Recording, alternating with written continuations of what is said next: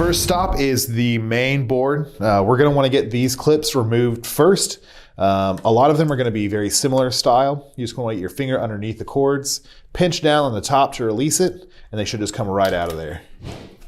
Same thing with this guy. We're going to use our thumbnail, pull it right out. This is going to be a little bit different than some of the styles that we've seen. It's got the flap that we need to pop up with our fingernail, and then there are two buttons on the side that release latches that will allow this to come free from the main board.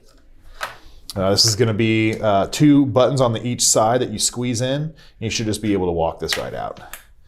So after we get the screws released, that should be the main board free from the unit.